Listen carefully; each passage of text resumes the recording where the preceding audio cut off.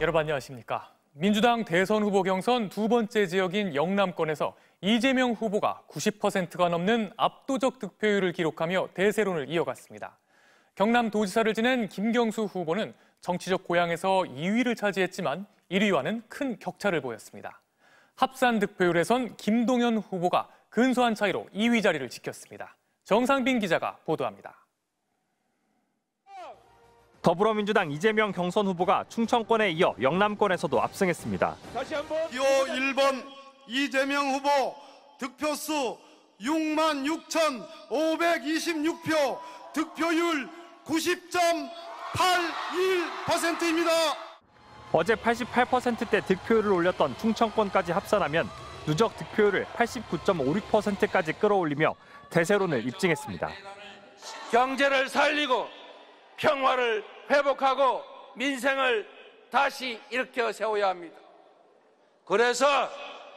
그러므로 지금은 이재명입니다.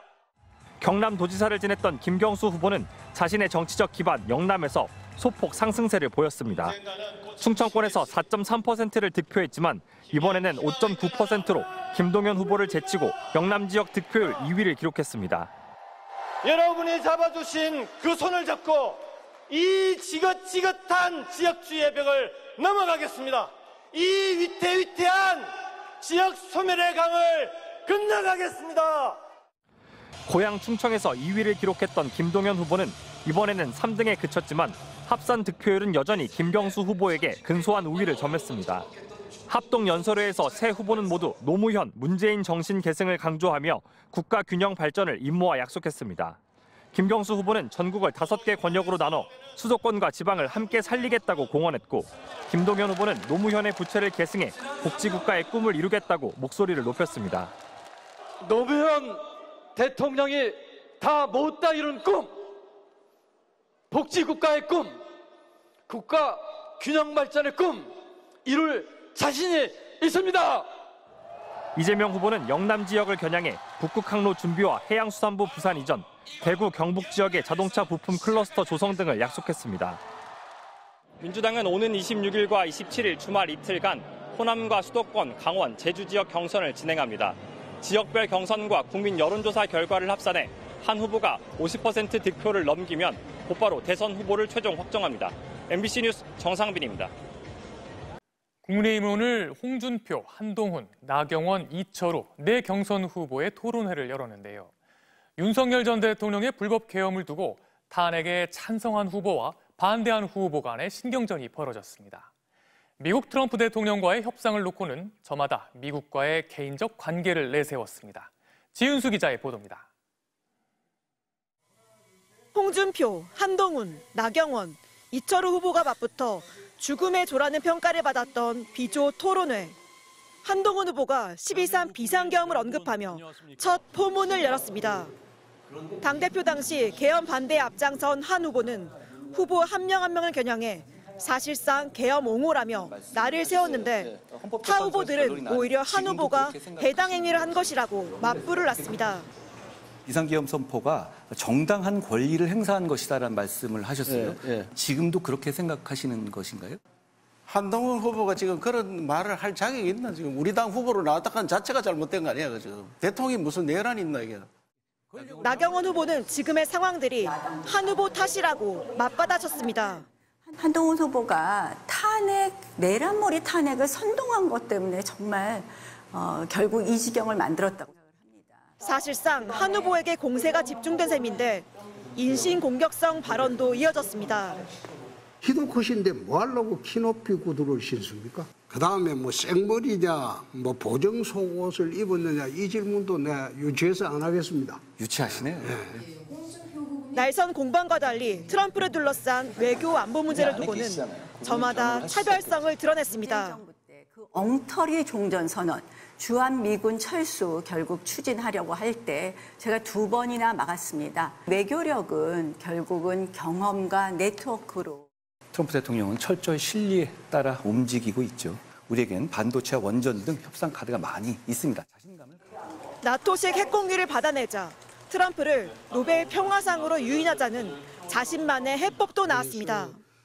설득을 해서 남북 핵 균형을 이루도록 그렇게 하지 않으면 우리는 북한 김정은의 핵 노예가 됩니다.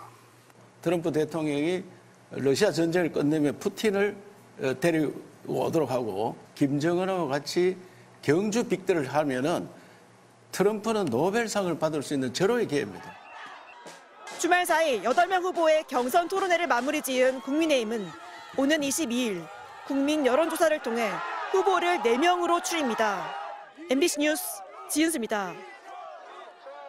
명태균 씨 의혹을 수사 중인 검찰이 김건희 여사 공천 개입 의혹의 핵심 인물인 김상민 전 검사를 불러 조사한 것으로 확인됐습니다. 김 여사는 지난 총선에서 국민의힘 예비 후보였던 김 전 검사를 위해 공천 과정에 관여했다는 의혹을 받고 있는데요. 검찰의 김 여사 직접 조사가 머지않았다는 관측이 나오고 있습니다. 구나연 기자가 보도합니다. 명태균 씨가 김건희 여사와 지난해 총선 직전 대여섯 차례 통화했다며 복귀한 내용을 보면 당시 현직 부장검사의 이름이 등장합니다. 명 씨 측은 김 여사가 김상민 검사가 조국 수사 때 정말 많이 고생했다면서 김 검사가 경남 창원 의창구 국회의원이 되게 도와달라고 했다고 주장했습니다. 조국 전 장관 수사에 일부 참여한 것으로 알려진 김 전 검사는 재작년 말 현직 검사 신분으로 총선 출마를 시사해 징계를 받은 뒤 지난해 총선 국민의힘 예비 후보로 나섰다 공천심사에서 탈락한 인물입니다. 서울중앙지검 명태균 의혹 전담 수사팀은 그제 김 전 검사를 불러 조사했습니다. 검찰은 김건희 여사의 총선 공천 개입 의혹과 관련해 김 전 검사를 핵심 인물로 보고 당시 김 여사의 개입이 있었는지, 실제로 조력을 받았는지 등을 캐물은 것으로 알려졌습니다. 김 전 검사가 예비 후보로 나선 지역구의 현역은 김영선 전 의원이었습니다. 명 씨 측은 김건희 여사가 김영선 전 의원에 대해 어차피 컷오프 아니냐라고 말했다고 주장했습니다. 명 씨는 또 지난해 2월 18일 김 여사가 김 전 의원에게 김 전 검사를 도우면 장관이나 공기업 사장직을 주겠다고 제안했고, 이에 김 전 의원이 자신에게 대선 때 죽을 힘 다해 도왔는데 이럴 수 있냐며 분노했다고도 했습니다. 총선 전 실제로 김 전 의원이 지역구를 옮긴다는 지역 언론 기사가 나오기도 했습니다. 김 여사가 김 전 검사를 돕자고 한 시점에 김 전 의원의 출마 지역구 변경을 종용한 게 아니냐는 의혹이 제기되는 이유입니다. 이제 관심은 김건희 여사에 대한 조사 시점입니다. 검찰이 윤 전 대통령 부부 공천 개입 의혹의 핵심 관계자에 대한 조사에 속도를 내는 만큼 김 여사 출석 통보 또한 머지않았다는 분석이 나옵니다. 앞서 검찰은 창원지검으로부터 사건을 넘겨받자마자 김 여사 측에 대면 조사의 필요성을 전달해 놓은 상태입니다. MBC 뉴스 구나연입니다.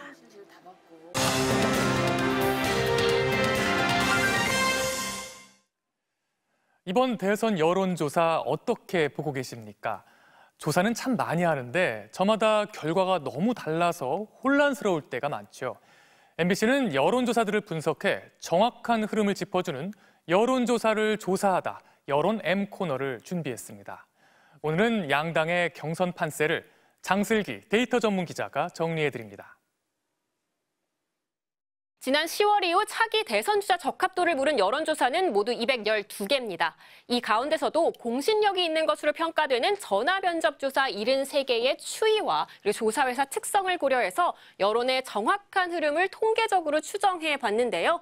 이재명 후보가 42.2%로 가장 앞섰고 국민의힘 3강이라고 불리는 김문수, 홍준표, 한동훈 후보는 6에서 9%로 거의 비슷한 수준을 보이고 있습니다. 눈에 띄는 건 선거가 44일 앞으로 다가왔지만 여전히 지지하는 후보가 없거나 잘 모르겠다는 유권자가 5분의 1을 넘는다는 점인데요.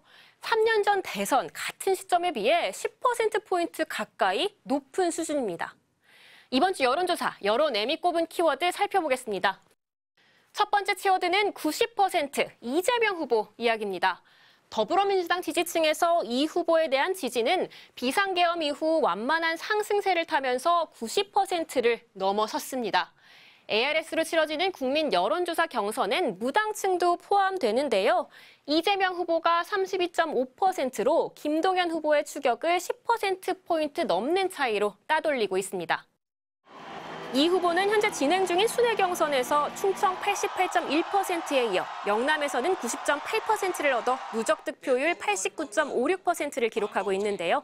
2002년 민주당 대선 후보 경선에서 노무현 당시 후보가 기록한 역대 최고치인 72.2%와 지난 당대표 경선 85.4%도 뛰어넘어 90%라는 새로운 지평을 열 수 있을지 관심이 쏠립니다.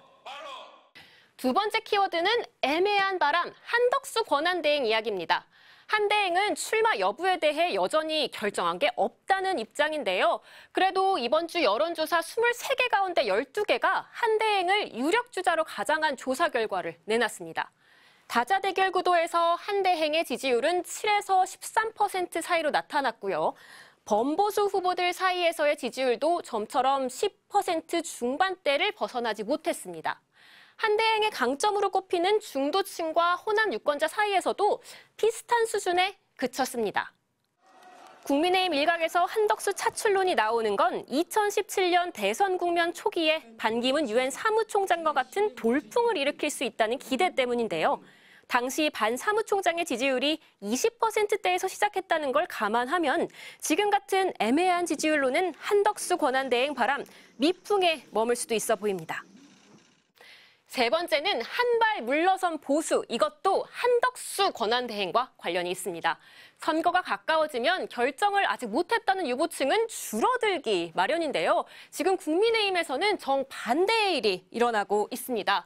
한덕수 권한대행 출마설이 지난주 본격적으로 불거지면서 결정을 미루는 경우가 늘어난 겁니다.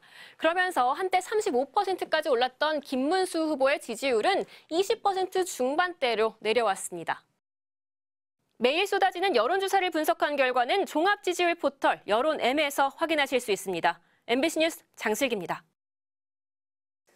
미국 전역에서 트럼프 대통령을 규탄하는 시위가 열렸습니다. 참석자들은 트럼프 대통령이 법원조차 무시하고 독재로 들어서고 있다고 비판했는데요. 경제 정책에 대한 지지도는 역대 최저치를 기록했습니다. 뉴욕에서 나세용 특파원입니다. 수도 워싱턴 DC에 운집한 시위대 수천 명이 트럼프 대통령의 퇴진을 요구합니다.